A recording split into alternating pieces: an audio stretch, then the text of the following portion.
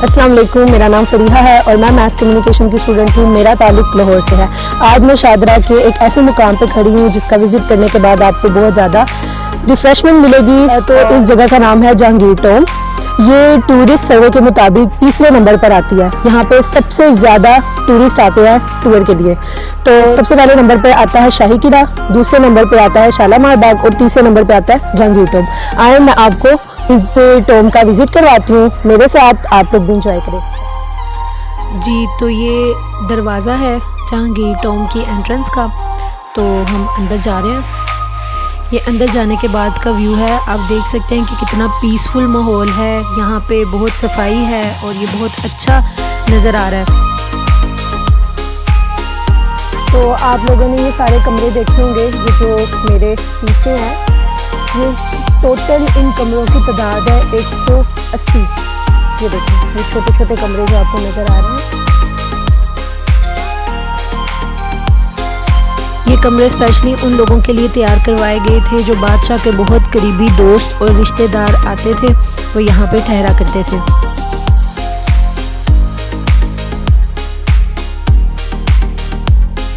इसके अलावा यहाँ पे एक मस्जिद तामीर की गई थी जो सफ़ेद और लाल रंग के पत्थर के साथ एक बहुत खूबसूरत नज़र आ रही है। आप देख सकते हैं।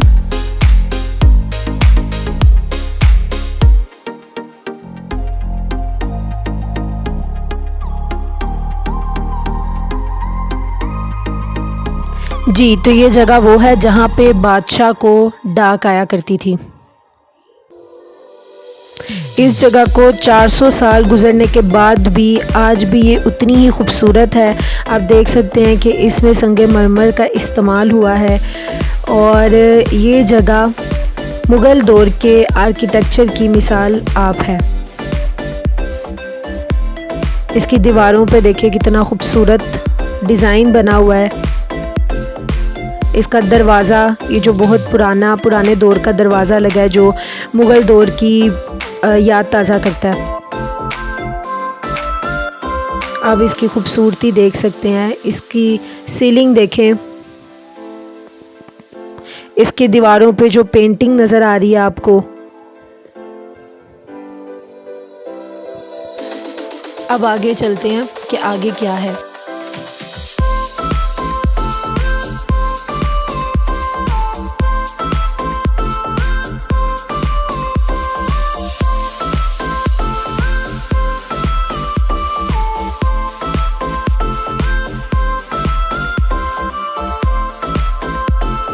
ये जो आपको चारों तरफ बाग नज़र आ रहा है, इस बाग का नाम है दिलकशा बाग, जिसे नूरजहां का दिल भी कहा जाता था।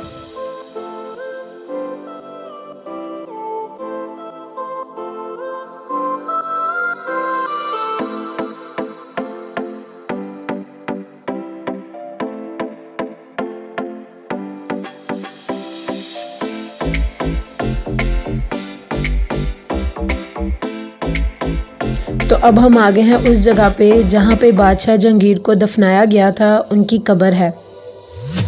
मैं आपको बताऊंगी कि बादशाह जहांगीर की डेथ कैसे हुई थी और उनको यहाँ पे कौन लाया था, उनको यहाँ पे कैसे दफन किया गया था। तो आइए मेरे साथ साथ अंदर चलते हैं।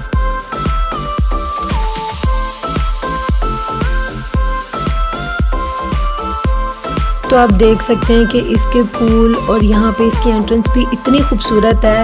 इसकी दीवारों पे पेंटिंग्स, ये 400 साल पुरानी है और अभी तक वैसे ही हैं। जैसा कि मैंने आपको पहले भी बताया था कि ये जगह मुग़ल आर्किटेक्चर की मिसाल आप है। जी, तो ये वो जगह है जहाँ पे बादशाह जहांगीर को दफन किया गया था।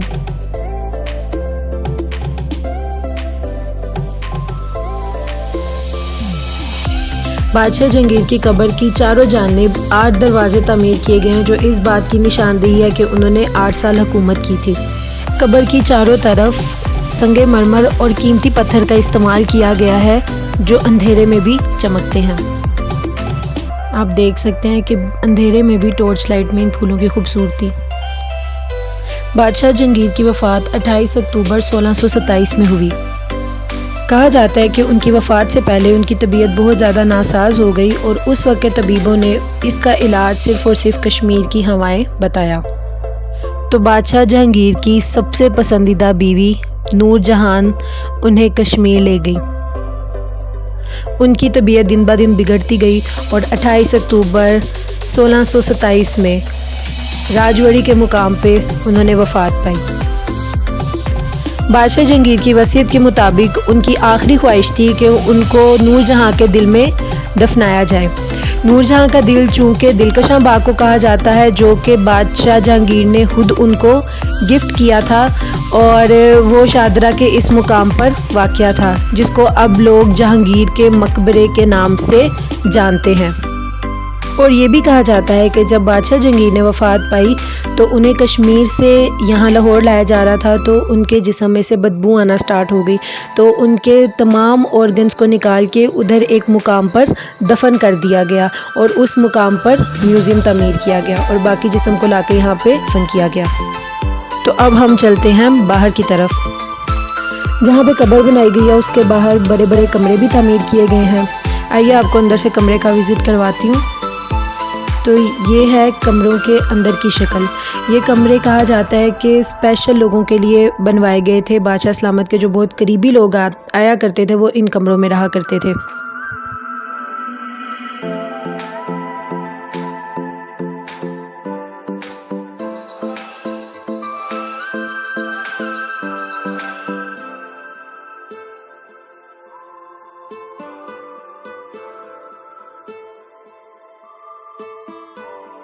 यहाँ से इसकी लुक देखें, कितनी खूबसूरत नज़र आ रही है।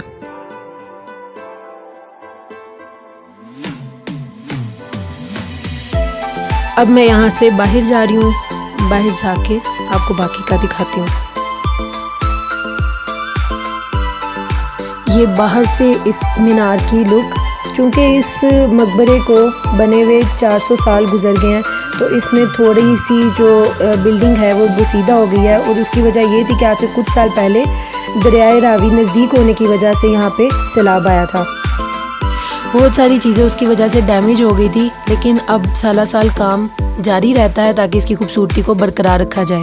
उम्मीद है कि आप लोगों को इस सारी जगह के बारे में जो मैंने इन्फॉर्मेशन आपको बताई है, आपके साथ शेयर की है, आपको पसंद आई होगी और इसी तरह के टूर्स मैं आपको करवाती रहूँगी।